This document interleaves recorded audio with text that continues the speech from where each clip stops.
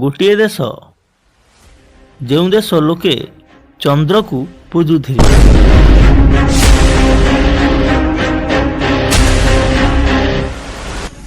ସେହି ଦେଶ ଗୋଟିଏ ଦିନ ଚନ୍ଦ୍ରକୁ ଛୁଇଁଲା।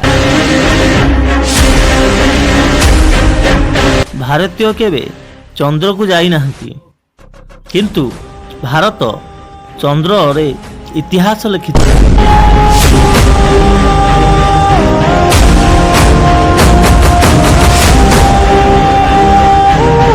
ସାଇକେଲରେ ରକେଟ୍ ପାର୍ଟ ବୋହିଥିବା ଦେଶ ଆଜି ଚନ୍ଦ୍ର ଉପରେ ତିରଙ୍ଗା ଉଡ଼ାଇଲା।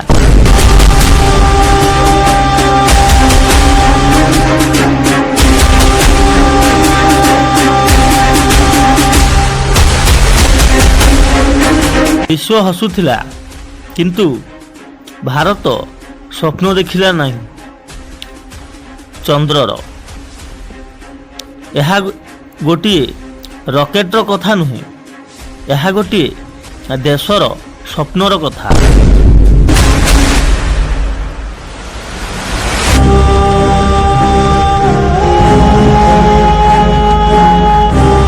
ଗରିବ ଦେଶ, କିନ୍ତୁ ଆକାଶ ଠାରୁ ମଧ୍ୟ ବଡ଼ ସ୍ୱପ୍ନ। ଚନ୍ଦ୍ରକୁ ପୂଜା କରୁଥିବା ଦେଶ ଚନ୍ଦ୍ରକୁ ଛୁଇଁଲା।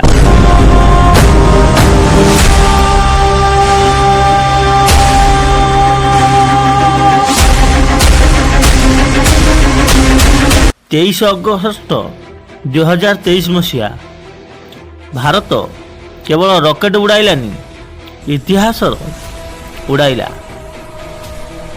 ଏହି କାହାଣୀ ଗୋଟିଏ ମିଶନ ନୁହେଁ, ଏହା ଭାରତ ଆତ୍ମାର କାହାଣୀ।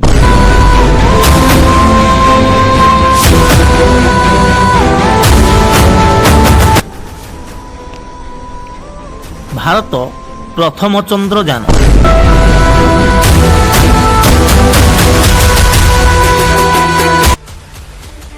ପୁରାତନ କାଳରୁ ଭାରତୀୟ ସଭ୍ୟତାରେ ଚନ୍ଦ୍ର ଥିଲେ ଦେବତା।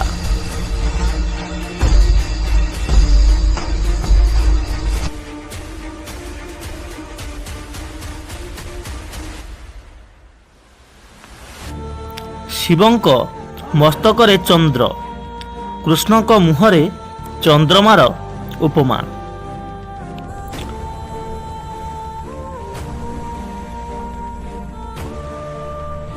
ବ୍ରତ ଓ ଉପବାସରେ ଚନ୍ଦ୍ର ଦର୍ଶନ।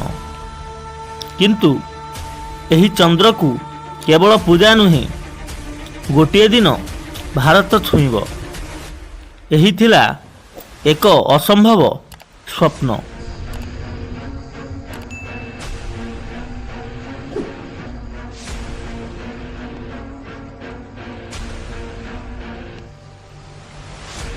ଉଣେଇଶହ 47 ମସିହା ପରେ ଭାରତ ଗରିବ,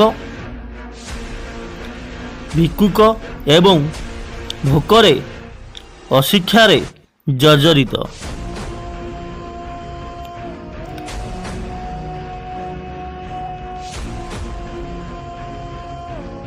ଲୋକେ ପଚାରୁଥିଲେ, ପେଟ ଭରିବାକୁ ଖାଦ୍ୟ ନାହିଁ, ଆକାଶକୁ କାହିଁକି ଦେଖିବୁ? ସେତେବେଳେ ଆସିଲେ ଡକ୍ଟର ବିକ୍ରମ ସାରାଭାଇ। ସେ କହିଲେ, ଆମେ ଯଦି ଆଜି ସ୍ୱପ୍ନ ଦେଖିବା ନାହିଁ, ଭବିଷ୍ୟତ କେବେ ବଦଳିବ ନାହିଁ।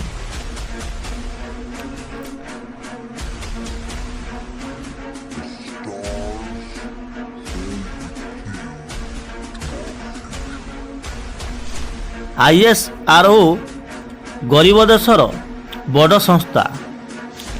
1969 ମସିହା ISRO ଗଠିତ ହେଲା। ବୈଜ୍ଞାନିକମାନେ ଅଫିସ୍ ନୁହେଁ, ଘର, ସ୍କୁଲ, ପୁରୁଣା ଭବନରେ କାମ କରୁଥିଲେ।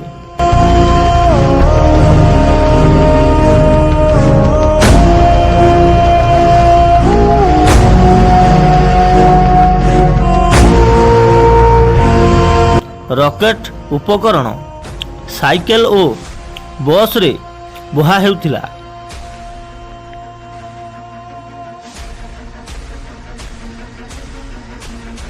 ବିଶ୍ୱ ହସୁଥିଲା। ଏହି ଭାରତବର୍ଷର ଲୋକମାନଙ୍କର ଏହି ସବୁ କାର୍ଯ୍ୟ ଦେଖି ସମଗ୍ର ବିଶ୍ୱ ଉପହାସ କରୁଥିଲା, ହସୁଥିଲା।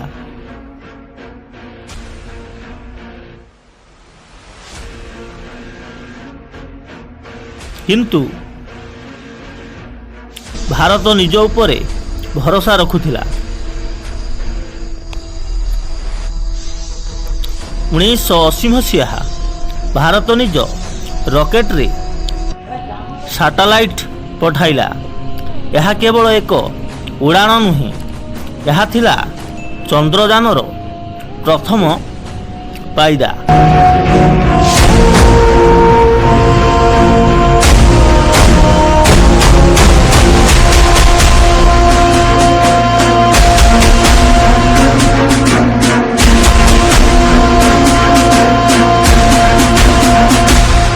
ଉଣେଇଶହ 8 ମସିହା ସାରା ଦେଶ ଆଶାରେ ଥରଥର।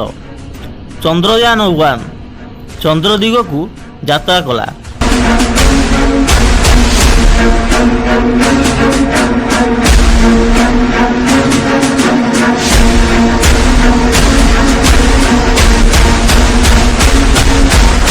ଚନ୍ଦ୍ର ଉପରେ ଜଳର ସନ୍ଧାନ ମିଳିଲା। ଭାରତ କହିଲା, ଆମେ ପହଞ୍ଚି ପାରିଛୁ।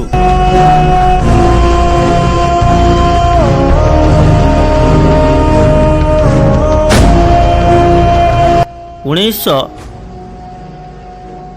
2019 ମସିହା ବିକ୍ରମ ଲ୍ୟାଣ୍ଡର ଚନ୍ଦ୍ରମାଟିକୁ ଛୁଇଁବାକୁ ଯାଉଥିଲା। ହଠାତ୍ ସଂଯୋଗ ବିଚ୍ଛିନ୍ନ ହୋଇଗଲା। ସାରା ଦେଶ ନୀରବ। କିନ୍ତୁ ISRO କହିଲା, ଏହା ଶେଷ ନୁହେଁ।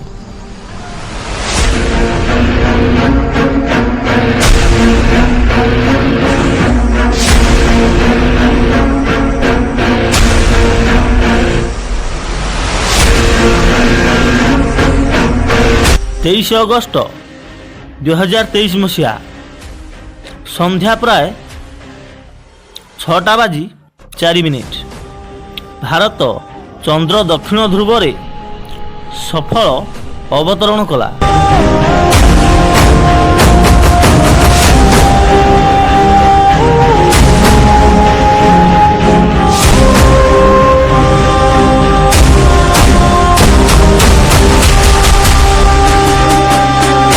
ସାରା ବିଶ୍ୱ ଦେଖୁଥିଲା।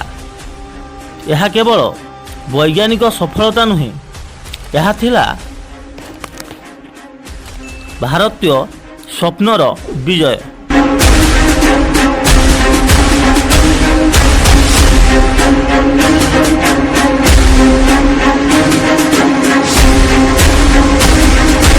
ଚନ୍ଦ୍ରକୁ ଯାଇଥିବା ପ୍ରଥମ ଭାରତୀୟ ଭାରତ ନିଜେ। ଗରିବ ଦେଶ କିନ୍ତୁ ଧନୀ ସ୍ୱପ୍ନ।